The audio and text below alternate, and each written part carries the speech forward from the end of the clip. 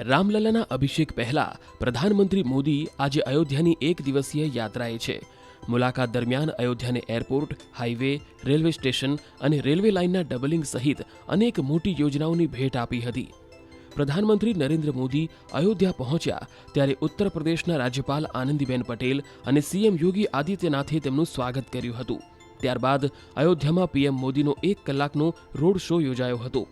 આ દરમિયાન પીએમ સમગ્ર રૂટ પર લોકોનું અભિવાદન સ્વીકારતા જોવા મળ્યા હતા. લોકોમાં અદ્ભુત ઉત્સાહ જોવા મળ્યો. જ્યારે પ્રધાનમંત્રીનો કાફલો એરપોર્ટથી નીકળ્યો ત્યારે રસ્તાની બંને બાજુ ભારે જનમેદની જોવા મળી રહી છે. પીએમ બધાની શુભેચ્છાઓ સ્વીકારીને આગળ વધી રહ્યા છે. પીએમ તેમની કારમાંથી બહાર આવ્યા અને લોકોનું અભિવાદન કરી રહ્યા છે. પુષ્પવર્ષા, રામધૂન, શંખધ્વનિ, સાંસ્કૃતિક કાર્યક્રમોની રજૂઆતથી અદ્ભુત વાતાવરણ સર્જાયું છે. લોકો અહીં જય શ્રી રામના નારા લગાવી રહ્યા છે. અયોધ્યા પહોંચતા જ પીએમ નરેન્દ્ર મોદીનું અવધવાસીઓએ જોરદાર સ્વાગત કર્યું. રસ્તાના કિનારે ઉભેલા લોકો પીએમ મોદીની એક ઝલક મેળવવા માટે આતુર બન્યા હતા. આ સમય દરમિયાન ભારતના ઘણા રાજ્યોમાંથી લોકો અહીંયા આવ્યા હતા અને અહીં વિવિધ લોકનૃત્ય પણ રજૂ કરવામાં આવ્યા હતા. ત્યારબાદ પ્રધાનમંત્રીએ અયોધ્યા રેલવે સ્ટેશન પહોંચ્યા અને તેનું ઉદ્ઘાટન કર્યું. બાદમાં પ્રધાનમંત્રીએ વંદે ભારત અને અમૃત ભારત સહિત 8 ટ્રેનોને લીલી ઝંડી બતાવી રવાના કરી. આ કાર્યક્રમમાં કેન્દ્રીય રેલવે મંત્રી અશ્વિની વૈષ્ણવ, સીએમ યોગી આદિત્યનાથ, રાજ્યપાલ આનંદીબેન પટેલ, કેશવ પ્રસાદ મૌર્ય અને બ્રિજેશ પાઠક પણ હાજર રહ્યા. કેન્દ્રીય રેલવે મંત્રી વૈષ્ણવે પીએમ મોદીને રેલવે સ્ટેશનનું મોડલ બતાવ્યું અને ત્યાંની સુવિધાઓ વિશે માહિતગાર કર્યા.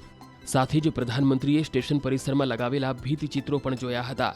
રેલવે સ્ટેશન પર કાર્યક્રમ પૂર્ણ કરીને પ્રધાનમંત્રી મોદી એરપોર્ટ જવા રવાના થયા હતા. જ્યાં પહોંચી તેમણે એરપોર્ટના નવા ટર્મિનલનું નિરીક્ષણ કરીને સભા મંડપમાં પહોંચી સભાને સંબોધન કર્યું હતું. પ્રધાનમંત્રીએ તમામ રામ ભક્તોને આહવાન કરતા કહ્યું કે 140 કરોડ દેશવાસીઓને હાથ જોડીને પ્રાર્થના કરું છું.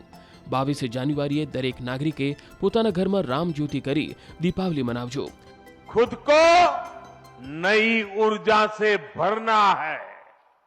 इसके लिए 22 जनवरी को आप सभी अपने घरों में, मैं पूरे देश के 140 करोड़ देशवासियों को अयोध्या की इस पवित्र भूमि से प्रार्थना कर रहा हूं.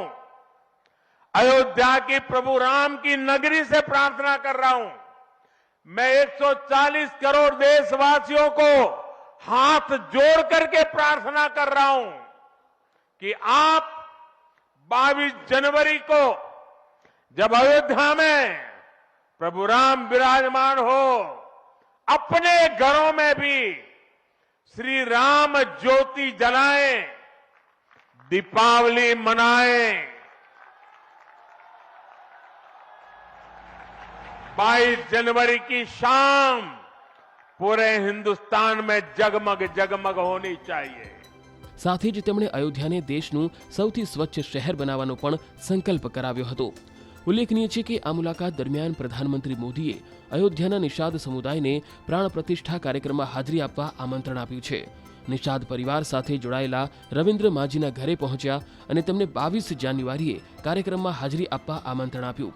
પ્રધાનમંત્રીએ પોતે આમંત્રણ લખીને પરિવારને આપ્યું હતું. ત્યાં એક છોકરીએ પીએમ સાથે સેલ્ફી લીધી. આ દરમિયાન રામ મંદિર ટ્રસ્ટના મહાસચિવ ચંપત રાય પણ હાજર રહ્યા હતા. રામ મંદિર પરિસરમાં ભગવાન નિષાદ રાજનું મંદિર બનાવવાની પણ યોજના છે.